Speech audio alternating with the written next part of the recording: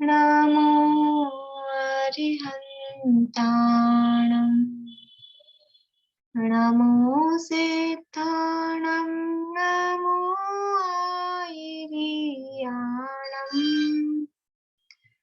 नमो वच्छायाणं नमो लोये सव्यसाहुणम् ऐसो पंचनमो यारो सर्वपावपणासनो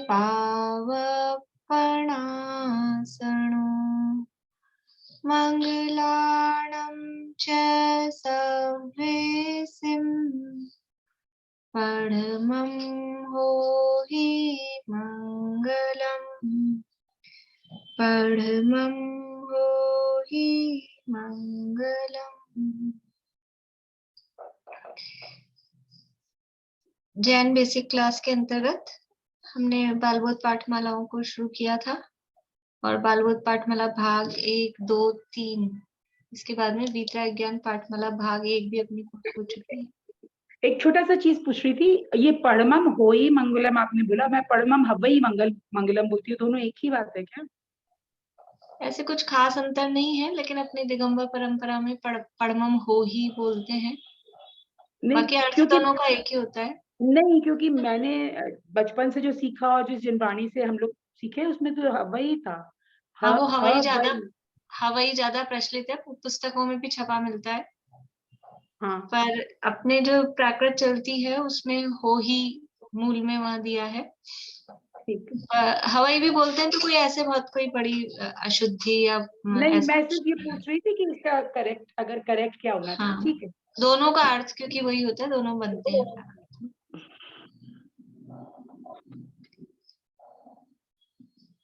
तो अपनी क्या क्या यानी पुस्तक के हिसाब से देखें तो बालबोध पाठमाला भाग 1, भाग 2, भाग 3 ये तीनों हो गए। उसके बाद में हमारी चल रही थी वितराग ज्ञान पाठमाला भाग 1, तो वो भी अपना पूरा हो चुका है। पिछली क्लास में अपने जम्बू स्वामी के बारे में, ये कहानी के संदर्भ में समझा था, उनके जीवन चरित्र के बारे में। और एक चैप्टर उसमें था रक्षाबंधन की कथा का, तो क्योंकि वो कथा अपने को सबको पता ही है, कई बार बीच बीच में आती भी है प्रसंगवश, इसलिए उसको मैं नहीं ले रही हूँ, क्योंकि वो सबको मालूम ही है लगभग, या पढ़ना है वो वाला चैप्टर भी मालूम ही है ना वो सबको कथा, इसलिए फिर सबको ऐसा लगेगा कि पढ़ी हुई चीज है। तो हम अब आज से शुरू कर रहे हैं वितराग ज्ञान पाठमाला भाग 2, और इस पुस्तक के लेखक और संपादक डॉक्टर हुकुमचंद जी भारिल्ले हैं। इसमें सबसे पहला पाठ है देवशास गुरु पूजन का, जो बाबू जुगल किशोर जी युगल द्वारा रचित है, जिसे हम केवल रवि किरणों की पूजन के नाम से जानते हैं। तो शुरू करते हैं। जो लोग पूजा करते होंगे उनको याद भी होगी, स्थापना के छंद से ही हम यहाँ शुरू करते हैं। पहले देवशास गुरु कौन होते हैं ये भी आगे पाठ आएगा, और पूजन क्यों किसकी करनी चाहिए, क्यों करनी चाहिए, ये भी आगे पाठ आएंगे, तो अपन उसके बारे में भी ज्यादा चर्चा नहीं कर रहे हैं। और देवशास गुरु का स्वरूप अगले ही चैप्टर में, ये जब पूजन पूरी हो जाएगी तो अगले चैप्टर में ही उसमें आने वाला है। और यहाँ भी जो जयमाला है उसमें देवशास गुरु का स्वरूप ही जयमाला में वार्य भावना और देवशास गुरु का स्वरूप इसमें आने वाला है, इसलिए हम अभी शुरू करते हैं। इतना थोड़ा सामान्य जानकारी के लिए हम देख लें कि पूजन में क्या होता है, किस तरह से। तो पूजन अष्ट द्रव्यों से की जाती है।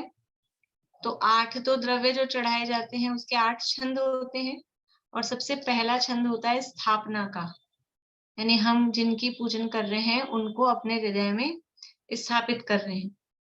तो एक स्थापना का छंद होता है, 8 छंद 8 द्रव्यों के होते हैं, और उसके बाद में नवा छंद होता है एक इन सबका सम्मिलित अर्घ के रूप में।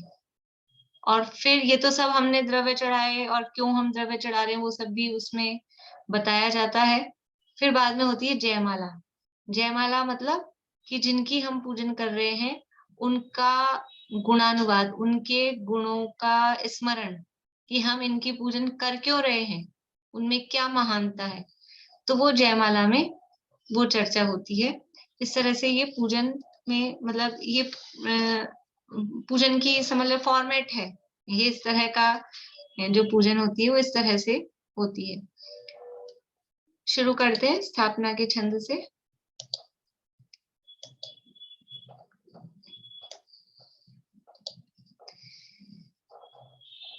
पूजन के राइटर हैं, लेखक हैं श्री बाबू जुगल किशोर जी युगल।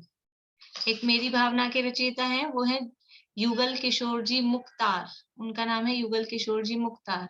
और ये है जुगल किशोर जी युगल, और मतलब इनका नाम बाबूजी के नाम से प्रसिद्ध है, क्योंकि अपने नाम के आगे बाबू जुगल किशोर जी युगल ऐसा लिखते थे। देखिए, केवल रवि किरणों से जिसका संपूर्ण प्रकाशित है अंतर, उस श्री जिनवाणी में होता तत्वों का सुंदरतम दर्शन। सत्दर्शन बोध चरण पथ पर अविरल जो बढ़ते हैं मुनिगण, उन देव परम आगम गुरु को शत शत वंदन, शत शत वंदन। देखिए, स्थापना का छंद है, तो स्थापना के छंद में ही देवशास्त्र गुरु का स्वरूप यहाँ बता दिया है। कैसे बता दिया है? केवल रवि किरणों से जिसका संपूर्ण प्रकाशित है अंतर।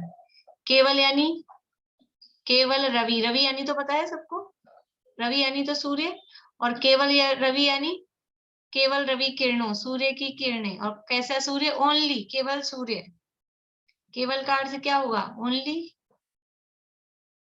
केवल का अर्थ ओनली नहीं, केवल का अर्थ क्या है? केवल ज्ञान। केवल ज्ञान रूपी सूर्य की किरणों से जिसका संपूर्ण प्रकाशित है अंतर। दुनिया में प्रकाश कौन फैलाता है?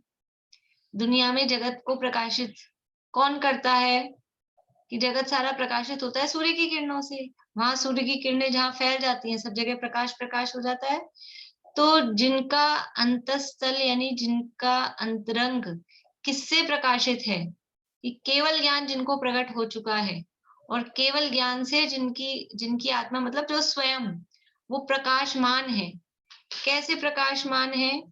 कि केवल ज्ञान से ये दुनिया का सूर्य है ना, दुनिया का सूर्य तो कितने भाग को प्रकाशित करता है? ये जगत का जो सूर्य है ये कितने भाग को प्रकाशित करता है? कौन जवाब देंगे? जगत का सूर्य कितने एरिया को प्रकाशित करता है? बोलिए सुमन जी। सिर्फ अपने सामने सामने जो विश्व या जो दुनिया दिख रही है उसी को प्रकाशित कर रहा, सिर्फ अपने सामने जो लोग दिखाई दे रहा है उसी को, यानी तीनों लोगों को प्रकाशित करता है अपने सामने जो है। नहीं, रजनी जी बोलिए। केवल आधे भाग को प्रकाशित करता है। कौन से आधे भाग को? तो पीछे वाला भाग होता है सूर्य के, वो वहां अंधेरा रहता है। सूर्य के पीछे वाले भाग में अंधेरा रहता है, ठीक है, लेकिन बढ़िया आंसर नहीं आया। अंकल आप बोलिए। जम्बूद्वीप में भी दो सूर्य मिलकर के पूरा प्रकाश देते हैं। दो सूर्य मिलके पूरे जम्बूद्वीप को प्रकाशित करते हैं, ठीक है। और बाकी आगे का, चलो और सूर्य मिल जाए, और सूर्य मिलते हैं तो फिर बाकी के द्वीप समूह में प्रकाश देते हैं, और 700 800 900 योजन तक ही वो प्रकाशित करते हैं, बाकी तो फिर अपने आप ही प्रकाशित होता है। बढ़िया। मतलब जो दुनिया का सूर्य ना, अपने जम्बूद्वीप का भी एक सूर्य पूरे जम्बूद्वीप को प्रकाशित नहीं कर सकता, दो सूर्य लगते हैं जम्बूद्वीप को प्रकाशित करने के लिए। और चलो अपन सामान्य रूप से सूर्य शब्द बोलें तो वो सूर्य का प्रकाश कहाँ तक जाता है? कि नीचे तो सूर्य की पोजीशन कहाँ पर है, सूर्य कहाँ स्थित है? ज्योतिष श्लोक के आधार पे अपन देखें तो यहाँ पृथ्वी से 800 योजन की ऊंचाई पर सूर्य है। और उससे 100 योजन ऊपर तक, जहां तक ज्योतिष लोक है वहां तक, और नीचे बस चित्रा पृथ्वी तक, इतना ही तो सूर्य प्रकाशित करता है। और ऐसे तिर्यक में देखें तो वो तो अलग अलग सूर्यों का प्रकाश है जो मध्य लोक के अंत तक। ऊर्ध्वलोक को सूर्य प्रकाशित करता है क्या? सूर्य का प्रकाश ऊर्ध्वलोक में जाता है क्या? अधोलोक में जाता है क्या? नहीं जाता है। तीनों लोकों को तो ये सूर्य प्रकाशित करता ही नहीं है। और ये भी जो कहा ना कि तिरछा वहां तक जा रहा है पूरा मध्य लोक में, और ऊपर नीचे 800-900 योजन तक, 1000 योजन नीचे चित्रा पृथ्वी तक, ये भी वास्तव में स्थूल कथन है। जो अभी इन्होंने कहा ना रजनी जी ने कि सूर्य के पीछे जो है वहां तो अंधेरा है, मतलब जो सामने आ रही है, अभी दीवार आ गई, कमरे में अपन अंदर हैं तो सूर्य का प्रकाश आ रहा है क्या? लेकिन फिर भी वो उजाला, उसका दिन, मतलब सूर्य है, अभी दिन है, ये तो पता चल ही जाता है। तो अपन देखें तो ये जो दुनिया का सूर्य है तो केवल मध्य लोक को प्रकाशित कर पाता है, और मध्य लोक को भी एक सूर्य पूरा प्रकाशित नहीं कर पाता है। पर ये जो केवल ज्ञान रूपी सूर्य है वो क्या केवल मध्य लोक को प्रकाशित करता है? वो केवल ज्ञान रूपी सूर्य वो उन परमात्मा जिनमें केवल ज्ञान प्रकट हुआ है उनको, और उसके अलावा लोकालोक को प्रकाशित करता है। ये लोकालोक कैसे जाने हमने? केवल ज्ञान में आए तभी तो। ऊर्ध्व लोक है, मध्य लोक है, अधोलोक है, लोक है, 6 द्रव्य है, 7 तत्व है, ये सब कैसे जाने? इसलिए कह रहे हैं केवल रवि किरणों से जिसका संपूर्ण प्रकाशित है अंतर, यानी बाहर में वो दुनिया को प्रकाशित करता है केवल ज्ञान, पर यहाँ दुनिया के प्रकाश की बात नहीं है। यहाँ तो कह रहे हैं जिनका संपूर्ण, मतलब रोम रोम में केवल ज्ञान, केवल ज्ञान, केवल ज्ञान, संपूर्ण अंतर, अंतस्थल, जैसे बोलते हैं पूरी अपनी आत्मा, वो किससे प्रकाशित है? यानी केवल ज्ञान जिनमें पूर्ण रूप से प्रकट हो चुका है। भगवान के किस अंश में, आत्मा के किन प्रदेशों में केवल ज्ञान होता है? भगवान के केवल ज्ञान होता है ना, अनंत भगवान के, तो कौन से प्रदेशों में केवल ज्ञान होता है? इधर ऊपर वाले में, नीचे वाले में, साइड वाले में, कि संपूर्ण आत्म प्रदेशों में वो केवल ज्ञान प्रकट है। इसलिए केवल रवि किरणों से जिसका संपूर्ण प्रकाशित है अंतर, केवल ज्ञान रूपी किरणों से जिसका संपूर्ण अंतरंग प्रकाशित है, अर्थात जो केवल ज्ञानी है, केवल ज्ञानी है, सर्वज्ञ है। और सर्वज्ञ कब होता है जी? अपन ने 10वें अध्याय में पढ़ा है। सर्वज्ञ कब होता है? सर्वज्ञ हो, अब नहीं समझ में आ रहा तो थोड़ा सरल करती हूँ। सर्वज्ञ होने से पहले क्या होना पड़ता है? बोली दीपिका जी। 4 घातीय कर्मों का नाश। सर्वज्ञ होने से पहले 4 घातीय कर्मों का नाश, ठीक है, लेकिन एक शब्द दूसरा चाहिए था। रश्मि जी बोलिए। 4 घातीय कर्मों का नाश होने पे सर्वज्ञ होते हैं। ठीक है बात, पर अभी कर्म की तरफ से नहीं बोले। बोलिए सरोज आंटी। वीतरागी होना पड़ता है पहले। वीतरागी होना पड़ता है। हाँ। सर्वज्ञ होने से पहले वीतरागी होना पड़ता है। वीतरागी। सर्वज्ञ हुए तो 4 घातीय कर्मों का नाश हुआ, तो 4 घातीय कर्मों का नाश हुआ तो मोहनीय का भी नाश हुआ, तो वीतरागी भी हुए, और ज्ञानावरण आदि का भी नाश हुआ तो सर्वज्ञ भी हुए। तो ये केवल ज्ञान का मतलब है सर्वज्ञता। तो केवल ज्ञान से जिनका अंतरंग प्रकाशित है, अर्थात जिनमें केवल ज्ञान प्रकट हुआ है, तो उसमें ये तो इंक्लूड हो ही गया कि वो वीतरागी है ही है, क्योंकि बिना वीतरागी हुए सर्वज्ञता प्राप्त नहीं होती है। तो केवल रवि किरणों से जिसका संपूर्ण प्रकाशित है अंतर, अर्थात जो केवल ज्ञानी परमात्मा है, ऐसे वो देव हैं। ठीक है, देवशास्त्र गुरु की पूजन है तो देव का स्वरूप बता रहे हैं। अब देखिए अगली लाइन, उस श्री जिन वाणी में होता तत्वों का सुंदरतम दर्शन। वो भगवान कैसे हैं कि केवल ज्ञान रूपी सूर्य इनके अंतर्गत अंदर में प्रकट हो गया है, केवल ज्ञानी परमात्मा है, और उनकी जो वाणी है वो तो है कौन? जिनेंद्र भगवान। केवल रवि किरणों से जिसका संपूर्ण प्रकाशित है अंतर, वो तो है जिन, यानी जिनेंद्र भगवान। और उनकी वाणी वो क्या होगी? जिन वाणी। तो कोई तो, क्योंकि पद्य है ना, मतलब पूजा है, जिसे हम कहेंगे पद्य, समझते ना, कविता टाइप की चीज है, तो उसमें एक एक पूरा वाक्य नहीं आएगा, उसका अर्थ अपने को लगाना पड़ता है। तो यहाँ से संपूर्ण प्रकाशित है अंतर, उस मतलब वो जिनकी ऊपर बात की है वो कौन है, जिन, और उस श्री जिन वाणी, ऐसे उन जिनेंद्र भगवान की वाणी में क्या होता है, तत्वों का सुंदरतम दर्शन। ये जिनेंद्र भगवान की वाणी में ही 7 तत्वों का दर्शन होता है, उसका व्याख्यान होता है, उसका उपदेश होता है। ये भी अपने आज लघु द्रव्य संग्रह की जो अंतिम गाथा है उसमें भी वही बताया ना, पहली गाथा कहो अंतिम गाथा कहो, कि वो भगवान ने उसका उपदेश दिया है। भगवान की वाणी में क्या उपदेश आता है, यदि कोई पूछे आपसे कि भगवान किसका उपदेश देते हैं, तो हम क्या कह सकते हैं, कोई पूछे अपने से, कोई भी, कि आप पढ़ते सुनते हो और भगवान के दर्शन करते हो, तो ये बताओ कि भगवान किसका उपदेश देते हैं, तो हम क्या कहेंगे, किसका उपदेश देते हैं, कि भगवान तत्वों का उपदेश देते हैं, एक शब्द में कहें तो, और ज्यादा कहें तो 6 द्रव्य का, 7 तत्व का, 85 काय का, 9 पदार्थ का, ये उपदेश देते हैं भगवान, और कोई दूसरा उपदेश नहीं देते।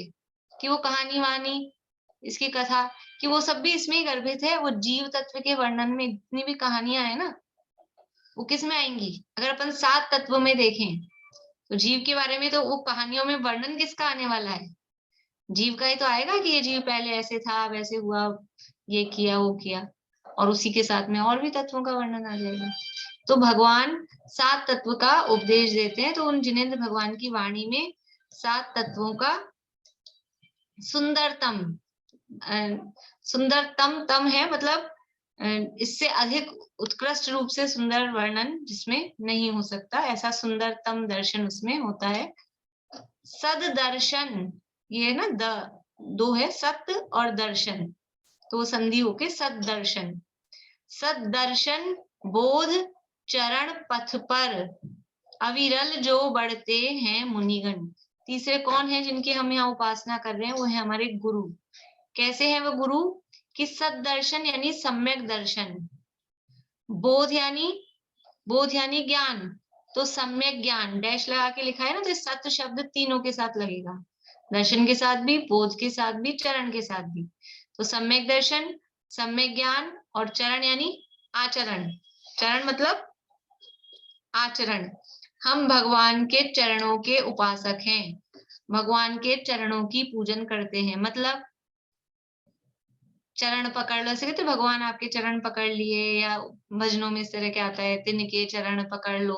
चरण पकड़ने का क्या मतलब है, चरण का मतलब होता है आचरण।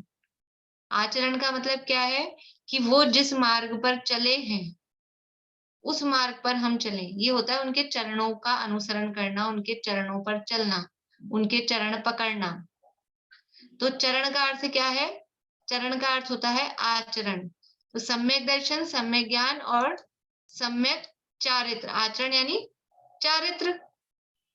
तो सब दर्शन बोध चरण पथ पर, ये कौन सा पथ हुआ, सम्यक दर्शन, सम्यक ज्ञान, सम्यक चारित्र का जो पथ है, मार्ग है, वो कौन सा मार्ग है, उसको दूसरे शब्दों में क्या कहेंगे, सम्यक दर्शन, सम्यक ज्ञान, सम्यक चारित्र के मार्ग को दूसरे शब्दों में क्या कहेंगे, बोलिए भारती आंटी। मोक्ष मार्ग। मोक्ष मार्ग, ठीक है ना, मोक्ष मार्ग। सद दर्शन बोध चरण पथ पर अर्थात मोक्ष मार्ग पर अविरल, अविरल मतलब लगातार, निरंतर, कोई उसमें ब्रेक नहीं, निरंतर जो बढ़ते हैं मुनिगण, जो मुनिराज है, मुनियों का समूह है, वो सम्यक दर्शन, सम्यक ज्ञान, सम्यक चारित्र रूप मोक्ष मार्ग पर निरंतर बढ़ता है। देव कैसे हैं, वो केवल ज्ञान रूपी सूर्य से प्रकाशित है, अर्थात वितरागी और सर्वज्ञ है। वाणी कैसी है, कि जो जिसमें 7 तत्वों का वर्णन दिग्दर्शन कराया जाता है। और गुरु कैसे होते हैं, जो सम्यक दर्शन ज्ञान चारित्र रूप मोक्ष मार्ग पर निरंतर बढ़ते हैं, उनका नाम गुरु है, वो गुरु हैं।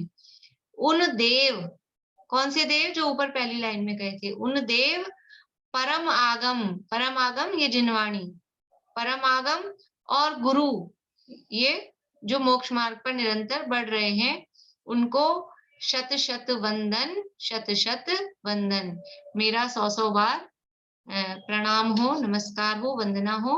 ऐसा बारंबार उनको नमस्कार यहाँ पर किया है। ये सबसे पहले स्थापना की है। स्थापना क्यों करते हैं कि हम जिनकी पूजन कर रहे हैं, तो जैसे उनको अपने हृदय में पहले हम आए, तो हम जिनके गुणगान गाने वाले, जिनका बहुमान हमको है, तो वो हमारे हृदय में स्थापित हों, उसके लिए ये स्थापना की जाती है। तो ओम रीम श्री, ओम यानी ओम में अपन ने देखा था पंचवर में श्री गर्भित होते हैं, रीम में 24 तीर्थंकर, और श्री ये लक्ष्मी का, केवल ज्ञान रूपी लक्ष्मी का प्रतीक होता है। वैसे ये बीजाक्षर होते हैं, ये इसके अर्थ अपन ने देखे। उसके अलावा ये मतलब बीजाक्षर हैं, तो ये मंत्रों, बीजाक्षरों से मिलके मंत्र बनते हैं, तो ये मंत्र हैं, इसलिए बीजाक्षर इसमें लिए गए हैं। ओम रीम श्री देवशास गुरु समूह, देवशास गुरुओं का समूह, अत्र अवतर, अवतर अत्र यानी यहाँ, अवतर अवतर यानी आओ आओ, ठीक है। संवोषट यहाँ पर आओ, ऐसा ये भी संवोषट वगैरह भी बीजाक्षर जैसे शब्द हैं। ओम रीम श्री देवशास गुरु समूह, अत्र तिष्ठ तिष्ठ ठ ठ, ये देवशास गुरु समूह, देवशास गुरु भगवान, अत्र यानी यहाँ, तिष्ठ तिष्ठ यानी बैठो बैठो, ठीक है। ठ ठ ये भी वो बीजाक्षर ही है। ओम रीम श्री देवशास गुरु समूह, अत्र यानी यहाँ, मम यानी मेरे, सन्निहितो, सन्निहित यानी निकट, और निकट भव, भव भव यानी हो, भव का मतलब है, भव यानी संसार वाला भव नहीं, भवती भवतः भवंती, सुना होगा आप लोगों ने बचपन में संस्कृत में। भव यानी होना, तो मेरे निकट हो, ऐसा। देखो किसी को अपन बुलाते हैं तो क्या बोलते हैं सबसे पहले, आइए आइए आइए। फिर क्या बोलते हैं, अपने घर कोई आए तो आइए आइए सबसे पहले, तो अत्र अवतर अवतर। फिर बैठिए बैठिए, तो तिष्ठ तिष्ठ। और फिर कोई दूर बैठा हो, अरे इधर आइए ना, पास नजदीक, अत्र मम सन्निहितो, मेरे नजदीक में आके बैठो। और ये भव भव अशट और ये सब तो बीजाक्षर है। तो अत्र अवतर अवतर कह के ये आह्वानन यानी बुलाया। तो कुछ लोग ऐसा पढ़ते हैं मंत्र, यहाँ मंत्र में देखो क्या लिखा है, अत्र अवतर अवतर संवोषट, बस यहाँ तक। इसके आगे कोई शब्द पता है आप लोगों को, कुछ बोलते हैं? रश्मि जी आप करते हैं रोज पूजा, इसके आगे कोई शब्द नहीं बोलते? नहीं? और कोई? बोलिए भारती आंटी। आह्वानन, आह्वानम, आह्वानन, इसके आगे एक शब्द और होता है, लिखा भी होता है, छपा भी होता है बहुत बार, आह्वानन।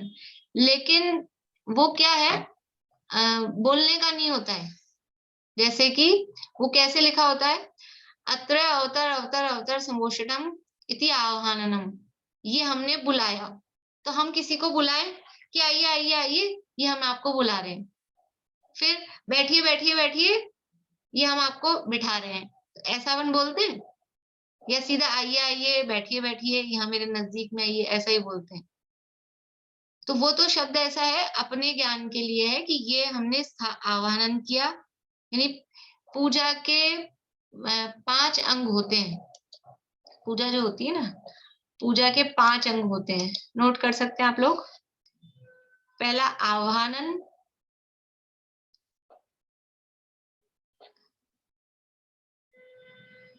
आह्वानन लिख लेंगे, आ ह वा, ह हलंत वाला है।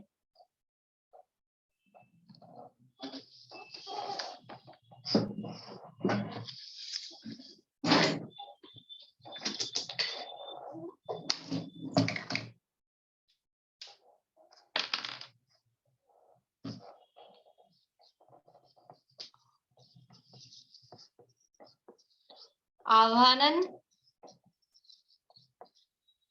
स्थापनम, आह्वानन स्थापन, और सन्निधि करण।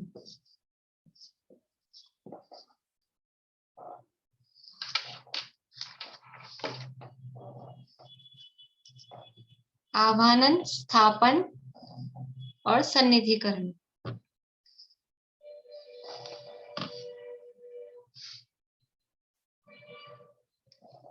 ये 3, ठीक है ना, ये तो 3 अंग हुए। और चौथा अंग क्या है, चौथा अंग है पूजन।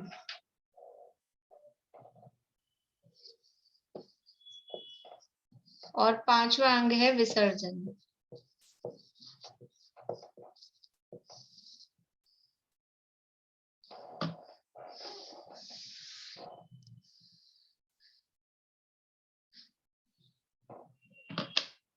ये पूजन के 5 अंग होते हैं।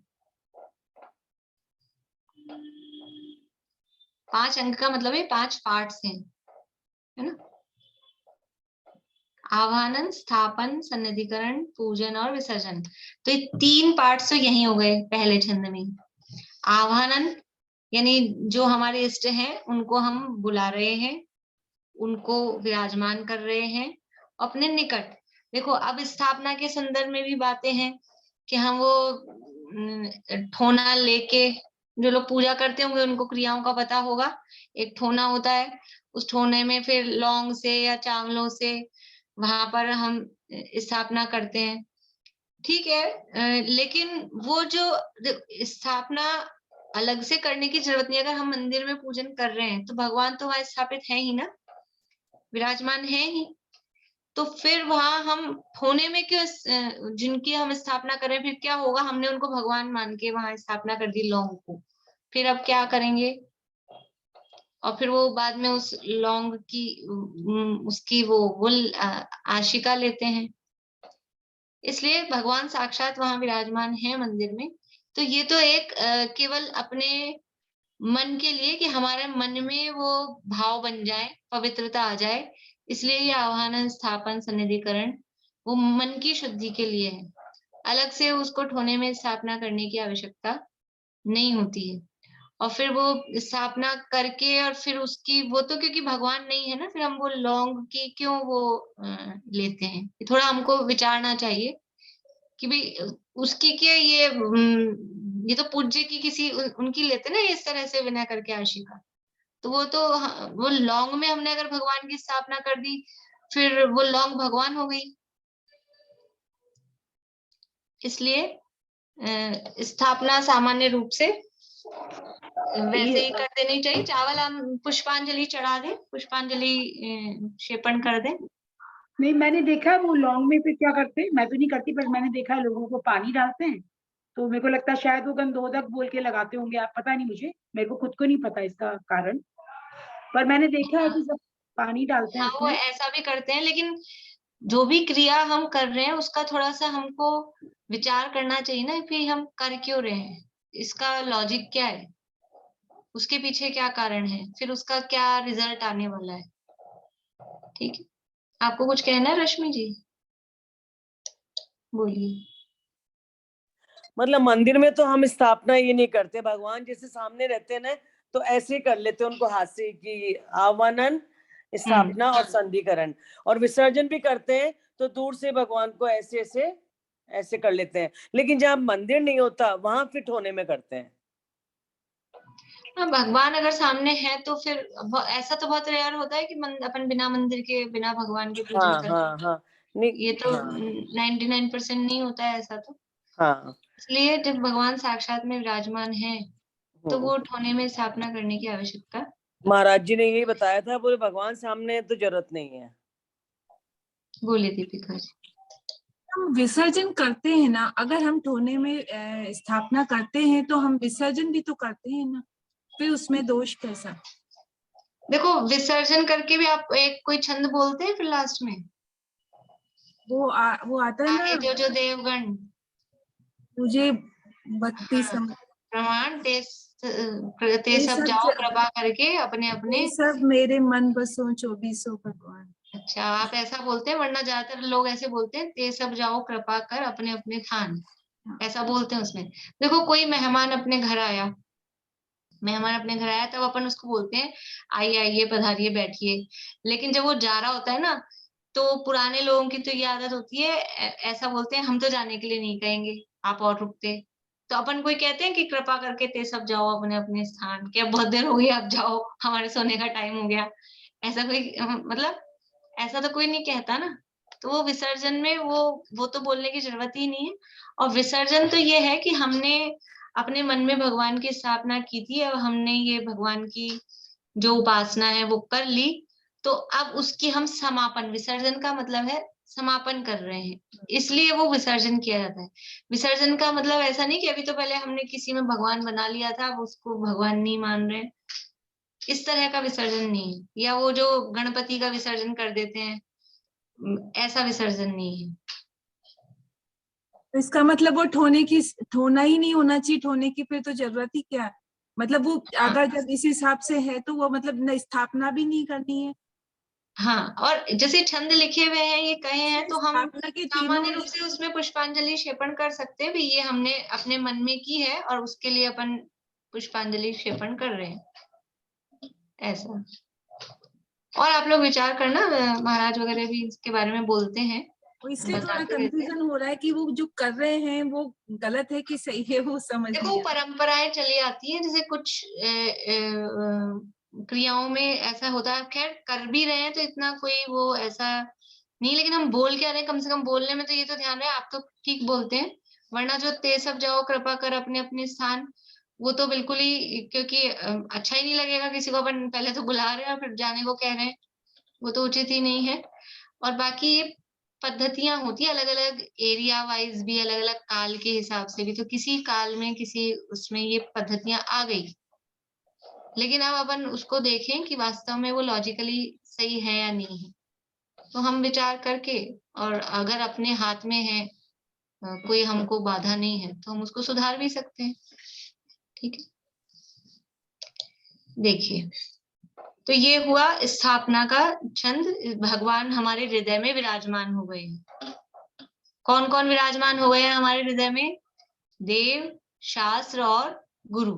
देव का मतलब है, देव का मतलब देवगति वाले देव नहीं।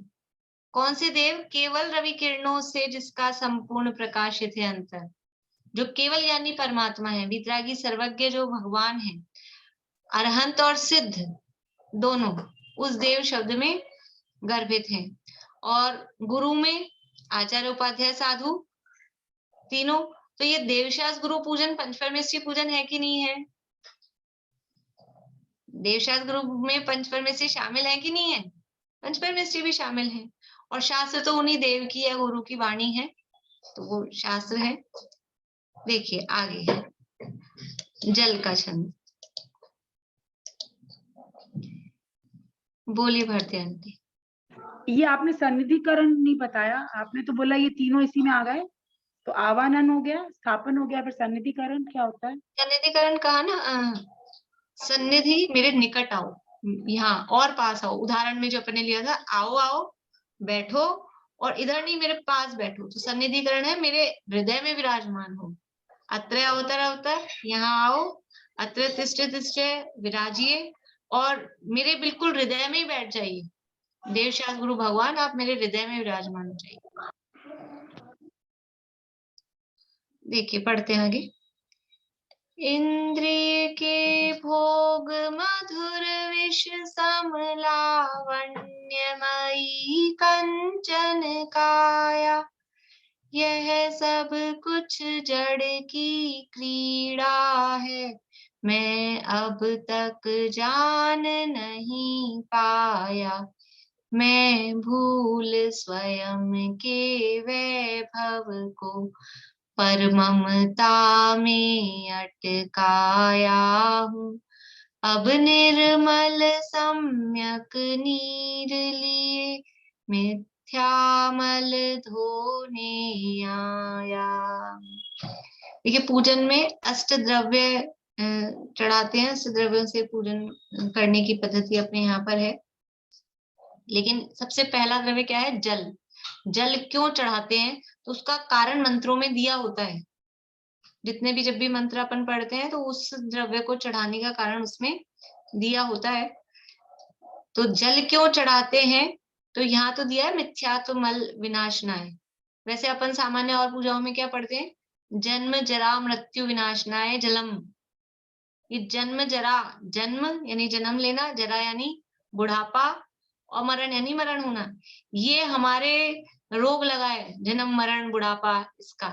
तो ये हमारा रोग नष्ट हो जाए, तो जन्म मरण नष्ट हो जाएगा तो किसकी प्राप्ति होगी फिर हमको, तब ये नष्ट होगा। मोक्ष की प्राप्ति होने पर ये नष्ट होगा ना। तो यानी जल चढ़ाकर हम क्या भावना भा रहे हैं कि हमें मुक्ति की प्राप्ति हो, मुक्ति की प्राप्ति के लिए हम ये जल चढ़ा रहे हैं। यहाँ पे मिथ्यात्व मल विनाशनाय कह रहे हैं, तो मिथ्यात्व मल विनाशनाय, देखो जल का काम क्या होता है।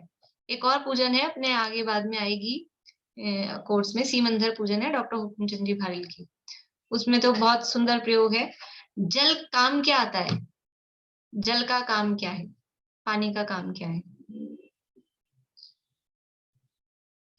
कौन बताएंगे? बोलिए रजनी जी, पानी का क्या काम है? व्यवहारिक दृष्टि से तो प्यास बुझाना काम है, और अदरवाइज अपने को शुद्ध करना दूसरा उसका उपयोग। बढ़िया, दोनों काम है, प्यास बुझाना भी और शुद्धता, ठीक है। और दूसरी तरफ से कहें तो जल के गुण क्या है, एक शीतलता, ये जल का गुण है, शीतलता ये जल का गुण है।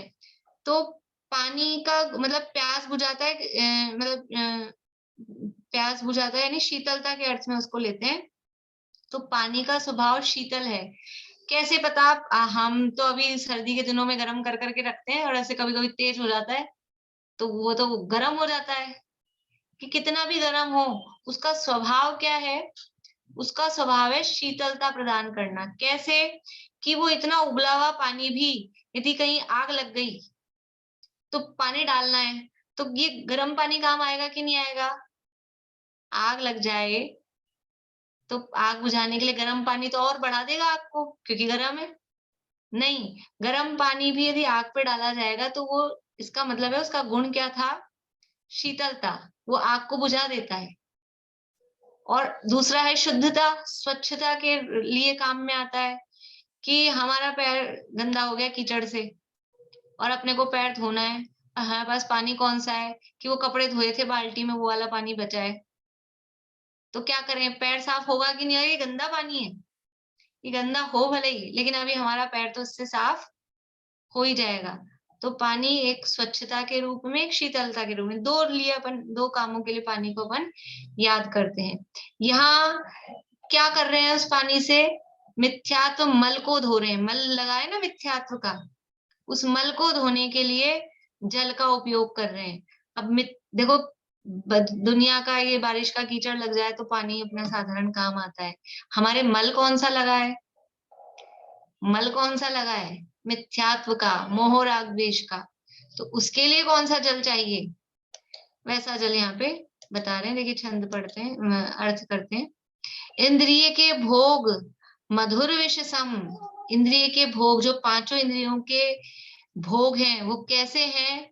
मीठे जहर, मधुर विष, मीठा जहर समझते हैं कि जो है तो जहर, मतलब जो मृत्यु देने वाला है, लेकिन फिर भी स्वाद में बढ़िया लगता है, आदमी खा लेता है।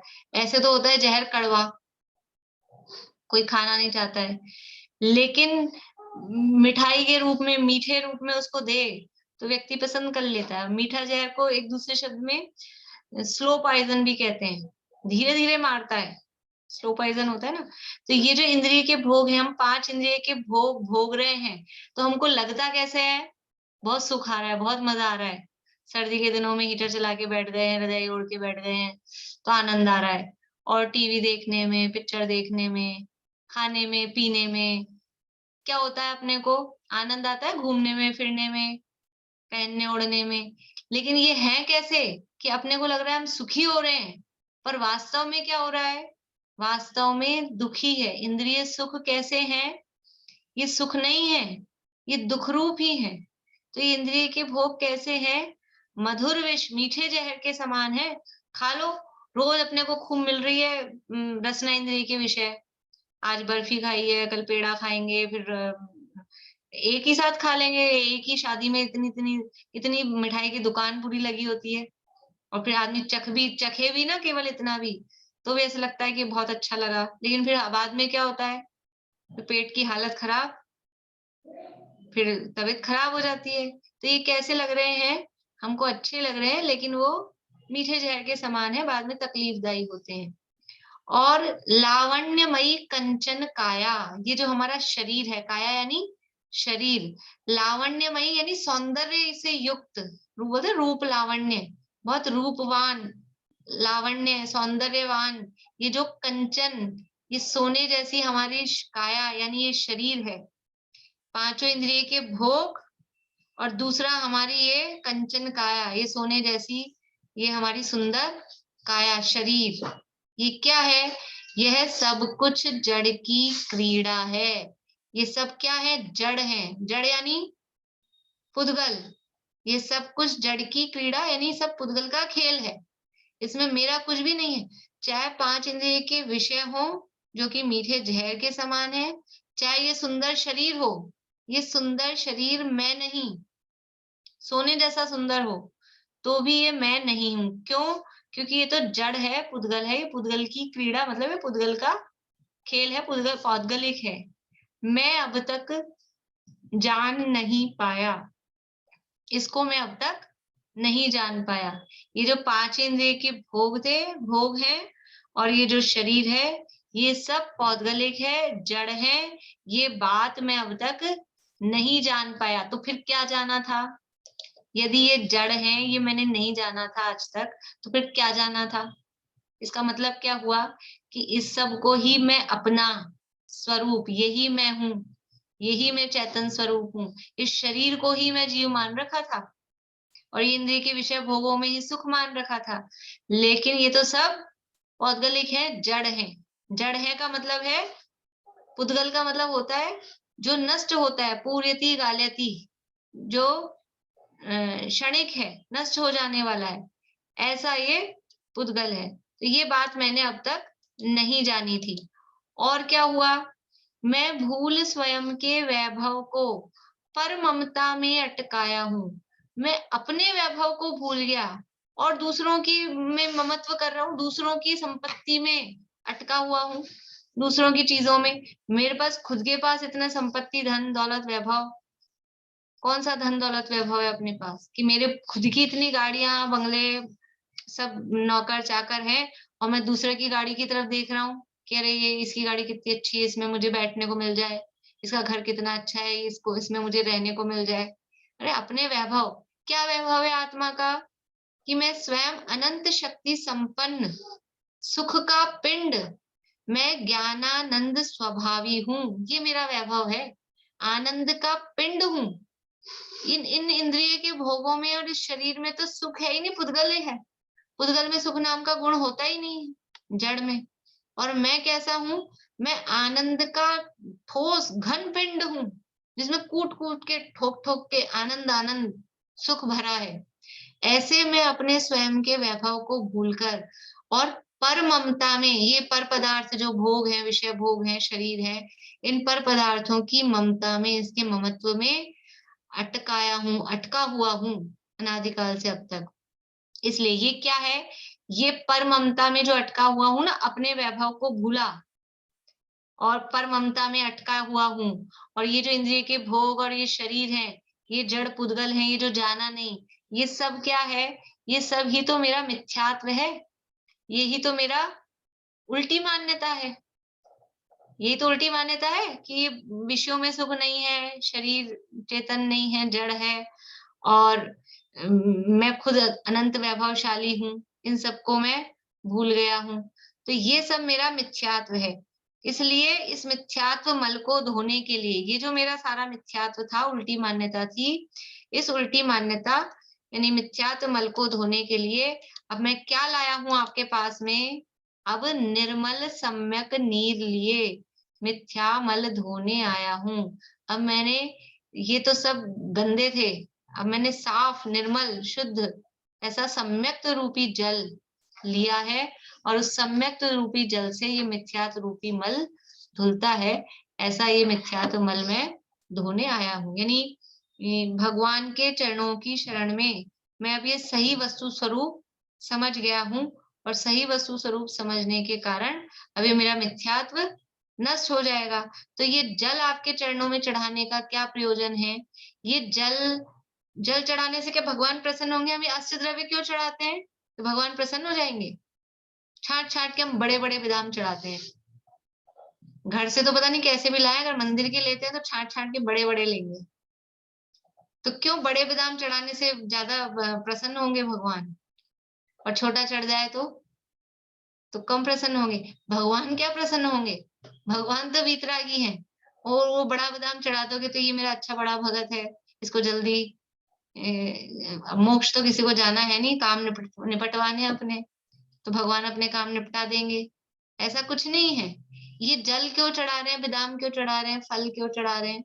ये सब प्रतीक हैं। ये केवल एक प्रतीक है। किसके प्रतीक है?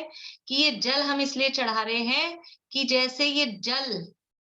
जैसे जल शीतलता करता है, शुद्धि करता है दुनिया में बाहर में वस्तुओं की, वैसे ही ये जल मेरे ये जल नहीं, पर मेरा जो सम्यक्त रूपी जल मेरे अंदर से प्रकट होगा, वो सम्यक्त रूपी जल मेरे मिथ्यात्व रूपी मैल को, मिथ्यात्व रूपी अग्नि को शमित कर दे, मिथ्यात्व रूपी मैल को साफ कर दे।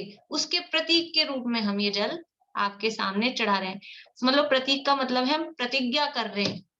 ऐसे होता है ना, कुछ अपन प्रतीक मतलब कुछ इस तरह का देके कि अब हम प्रतिज्ञा कर रहे हैं। क्या प्रतिज्ञा कर रहे हैं? कि हम निश्चित रूप से अपने मिथ्यात्व मल को धोएंगे। ये जल आपके सामने चढ़ा के जा रहे हैं ना, तो ये जल हमने इसलिए चढ़ाया है कि हम अंदर में सम्यक्त रूपी जल से अपने मिथ्यात्व मल का नाश करेंगे। उसके प्रतीक के रूप में ये द्रव्य हम चढ़ाते हैं, और कोई भगवान प्रसन्न हो जाएंगे वो कोई बात उसमें है नहीं। नहीं, ये आपने जो बोला ना बादाम के लिए कि हम छांट के अच्छा चढ़ा, तो उसका ये भाव से भी चढ़ा सकते हैं कि आज किसी को हम कुछ अर्पित करते हैं जिसके प्रति हमारी बहुत श्रद्धा है, तो हम बहुत अच्छी चीज चढ़ाएं, ये भाव से भी तो चढ़ाते हैं। तो वो सही, अपन घर से अपने घर से लाए ना बड़ी बड़ी, तब तो ठीक है, पर ज्यादातर ऐसा होता है कि मंदिर से लेते हैं, उसमें से बड़ी बड़ी छाटते हैं। मंदिर के लोग भाव ये होता है कि आज अपन किसी को कुछ अर्पित करें तो अपने सबसे अच्छा चीज अर्पित करें, अच्छी वस्तु, उत्कृष्ट वस्तु हम समर्पित करें, वो हमारे भाव रहते हैं। अच्छी बात है। और ये तो मजाक की बात थी। वास्तव में जो ये भगवान तीन लोक के नाथ के सामने ये क्या है, इतने से द्रव्य, वास्तव में तो पूजन होती है देवताओं के माध्यम से। अष्टानेकामी नंदीश्वर में जाके तो वो तो सब कल्प वृक्षों की सामग्री और रत्नों की सामग्री के माध्यम से पूजन करते हैं। हम तो खाली उसके प्रतीक रूप में ये कुछ चढ़ाते हैं। इसलिए कुछ पूजाओं में ऐसा आता है ना, क्षीरोदधि का नीर, क्षीर समुद्र का जल और सोने की कलश में लेकर आए हैं, तो वो सब कहाँ है अपने पास में? हम तो खाली अपनी जितनी क्षमता है उस आधार पे, पर उसका प्रतीक भाव वैसे ही है। देखो, वो भले सोने का कलश लेकर आए, चाहे कल्प वृक्षों के फल लेकर आए, रत्नों के दीपक लेकर आए, और हम अपने साधारण लेकर आ रहे हैं, लेकिन भावों में तो अपन उतना ही कर सकते हैं ना, भावों में कमी तो नहीं हो सकती। द्रव्य में हमारी कमी हो सकती है, हमारे द्रव्य थोड़े हीन हो सकते हैं, लेकिन भाव में तो कोई मना नहीं करता अपने को। तो यह भाव की बात है कि हम ये द्रव्य किस लिए चढ़ा रहे हैं। ये द्रव्य चढ़ाना है, हर 8 बार प्रतिज्ञा करते हैं, 9 बार भगवान के सामने, 8 तो द्रव्य और 9 अर्घ में, कि हम ये अपना मिथ्यात्व का नाश करेंगे, हम मोक्ष पद की प्राप्ति करेंगे। ये हम प्रतिज्ञा करते हैं, रोज प्रतिज्ञा करते हैं। अब क्या मालूम वो प्रतिज्ञा पता भी है कि नहीं, क्या करते हैं बेला भाभी, ठीक है ना। चलिए आगे लेते हैं। और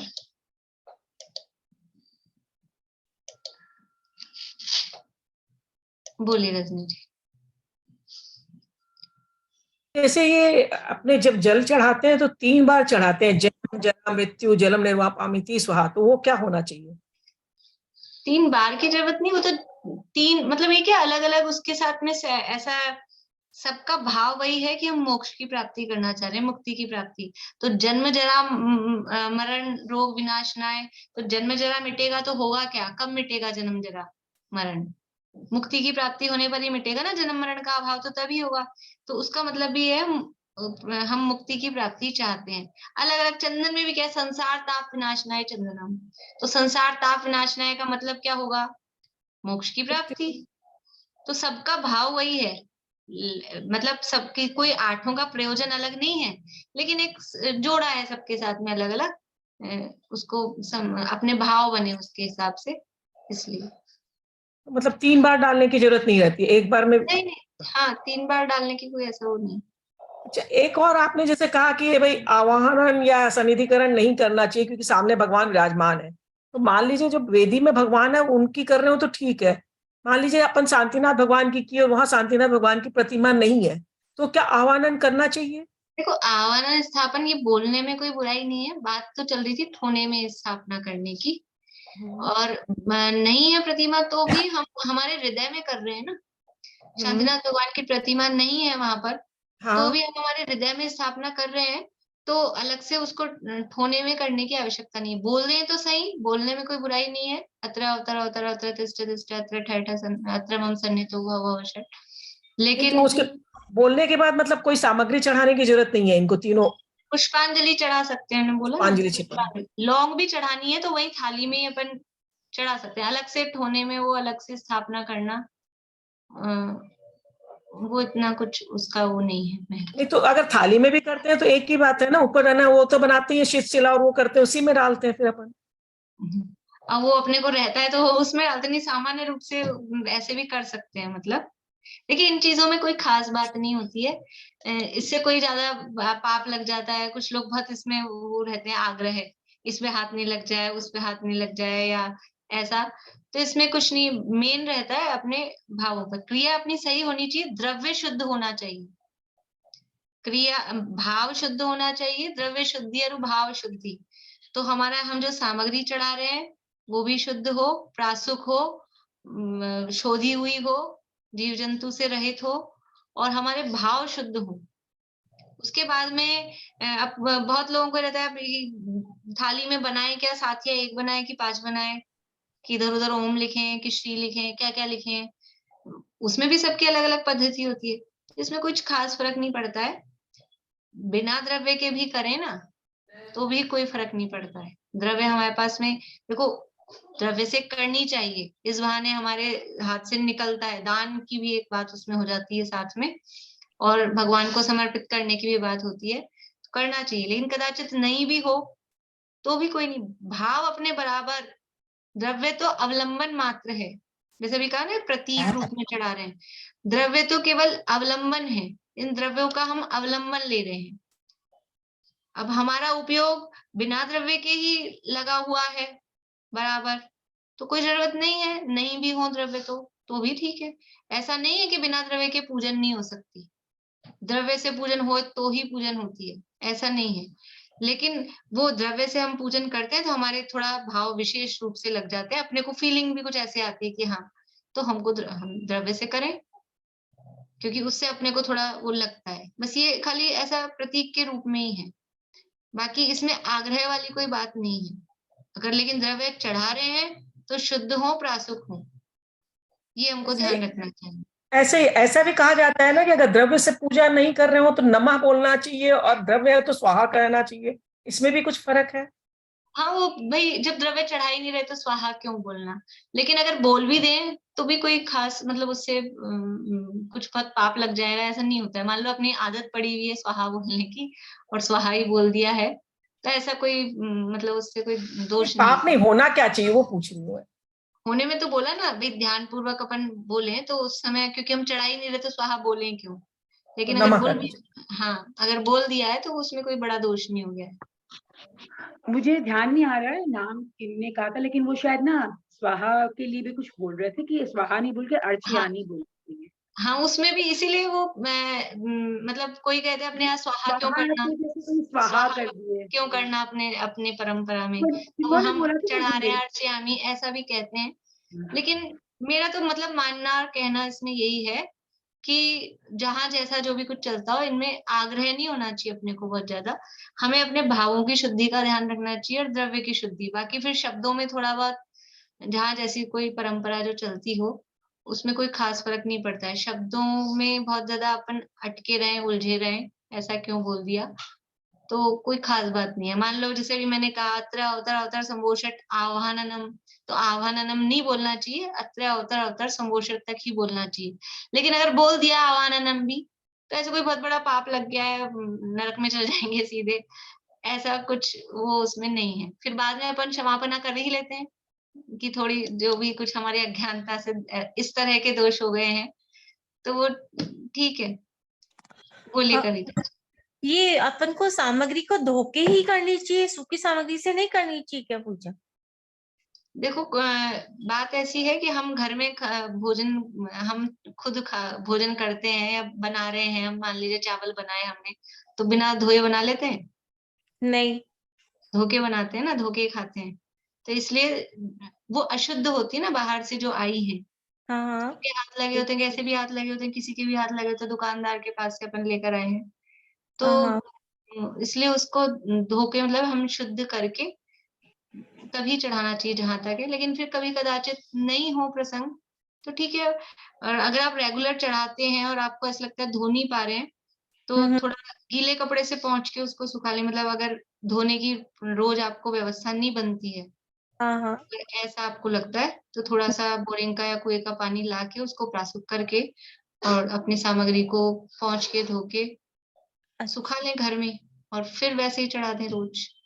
शुद्धता का है मतलब ये है कि सीधी बाजार से लाई हुई सामग्री अपन ने यूं ही चढ़ा दी तो वो सब अशुद्ध हाथ लगे ही रहते हैं, बादाम हो चाहे गोला हो चाहे सब ऐसे ही। और सब आजकल तो ये होता है ना, मंदिर में ही लगे चावल रखे हुए रहते हैं डोंगे के अंदर ही, कि वहां से ही लिए वहीं चढ़ा दिए। चलिए, अपना ये प्रकरण बहुत ही अलग हो गया है, अपने तो टाइम भी हो गया है। आपके कहने का मतलब ये कि अगर उनको धो के सुखा लें तो फिर वो चढ़ाने लायक हो जाते हैं। हाँ हाँ, वो धो के सुखाने के बाद ऐसे नहीं कि जैसे अपन वैसे सामग्री धोते हैं तो जैसे ज्यादा धुल गई तो फिर अगले दिन बेकार हो जाती है। नहीं, अपन तो घर में इसी पर्पज से धो रहे हैं ना कि हम तो ज्यादा दिन तक काम में लेंगे, और वो हमने सुखा लें उसी दिन में। ऐसा नहीं हो कि उसमें गीलेपन से जीव हो जाए। धोने धूप में की बात सुखा कही है सकते तो हैं, फिर गीलापन नहीं रह जाए। धूप में सुखा सकते हैं मतलब उसको। पूरा अच्छे से कड़क बिल्कुल वो सूख जाए, जीव नहीं हो उसमें। हाँ, वही तभी बात। धोएं कि बारिश वारिश के दिन में धो दिया और सूख ही नहीं पाए। नहीं, फिर तो नहीं सूखेंगे। हाँ, अभी तो अपना समय हो गया है लगभग। और एक और बात, जैसे सामग्री का आग्रह अपने को रहता है, धोने का भी आग्रह रहता है, लेकिन मतलब इसलिए जो काम हम करें वो हिंसा से रहित हो। जैसे बारिश के दिनों में वो चिटक धो धो के चढ़ाते हैं अपन, चिटक समझते ना, नैवेद्य के रूप में, दीप के रूप में, और फिर वो सूख नहीं पाती। जब जब कंटिन्यूअसली बारिश होती है ना, समझ लो कभी कभी 10 लक्षण के दिनों में भी ऐसे, तो वो इतनी तो सामग्री चढ़ती है और वो सूख नहीं पाती। आप लोग देखेंगे मंदिर में तो खूब उलन आ जाती है उनमें। वो पंखा चला चला के भी सुखाए ना माली, तो वो सूख नहीं पाते हैं, तो खूब उलन आ जाती है। तो फिर हम ये विवेक रखें कि कोई जरूरी है अगर हम वो नहीं चढ़ाएंगे बारिश के दिनों में चिटक, तो क्या होगा, अपने को पाप लग जाएगा बहुत। ये जरूर पाप लग रहा है अगर हमने वो इतनी गीली गीली चढ़ाई है और उसमें उलन आ गई है। उलन का मतलब होता है दो इंद्रिय जीव, ठीक है ना, त्रस जीव, तो उसमें दोष लगता है। इसलिए द्रव्य में इन चीजों में ऐसा आग्रह नहीं होना चाहिए, विवेक से काम करना चाहिए। तो जैसा मतलब मैं तो अब बात चल गई है और अपना समय हो ही गया है। इतना द्रव्य चढ़ाने का लोगों को आग्रह रहता है, हर वेदी पे चढ़ाना है, दो चावल पटकते रहेंगे, वहां जगह हो नहीं हो, फिर वो सारे जमीन पे गिरते रहते हैं, फिर चींटियां आती है, पैरों में पड़ते, कुछ भी। लेकिन हम वो 2 चावल वहां डाल देंगे तो जैसे तो वो भगवान मोक्ष दे देंगे, और नहीं डालेंगे तो पता नहीं क्या होगा। तो थोड़ा सा हम विचार करें कि अपन जब जैसे यात्रा पे जाते तो ऐसा ही करते हैं ना, वो दो चावल, मान लो 24 ही बनी है, फिर क्या करते हैं, कोई मुट्ठी भर भर के हर वेदी पे चढ़ाता है आदमी, दो चावल, दो चावल, और फिर वो वहां वेदी पे ही कुछ लोग तो इतने अविवेकी होते हैं कि अगर वहां बंद नहीं है तो भगवान के हाथ पे ही चढ़ा जाएंगे। तो बहुत अविवेक चलता है। तो मतलब सामग्री चढ़ाएं, लेकिन विवेक पूर्वक चढ़ाएं, पेटी में चढ़ाएं, पैरों में नहीं पड़े, जमीन पे गिरती रहे तो चींटियां आ जाती हैं, जीव आ जाते हैं, फिर मरते रहते हैं। इसलिए पूजन भी करते हैं तो आधी तो नीचे गिरा देते हैं, इस तरह से चढ़ाते हैं कि वो थाली में तो कम जाती है, बाहर ज्यादा फैल जाती है। तो सावधानी पूर्वक, विवेक पूर्वक काम तो किसी काम की नहीं रहती, वो सारी नीचे गिरी हुई, और ऊपर से हिंसा और होती है। तो इन सब बातों का भी हमको विवेक रखना चाहिए। चलिए, ये तो सामान्य चर्चाएं हो गई, बहुत ही अपना, मुझे लग रहा था आज अपन अष्टक तक तो पूरे कर लें। अब अगली क्लास में अपन ये चर्चाएं आज हो गई हैं, अगली क्लास में अपन केवल छंद के अर्थ ही अपन करेंगे। अभी यही पूरा करते हैं, अभी इसी में कंटिन्यू रहेगी ये क्लास। उससे जिनको लीव करना है वो नमोकार मंत्र बोल के लीव कर लें, और जिनको कंटिन्यू करना है वो कंटिन्यू कर सकते हैं। जय श्री राम।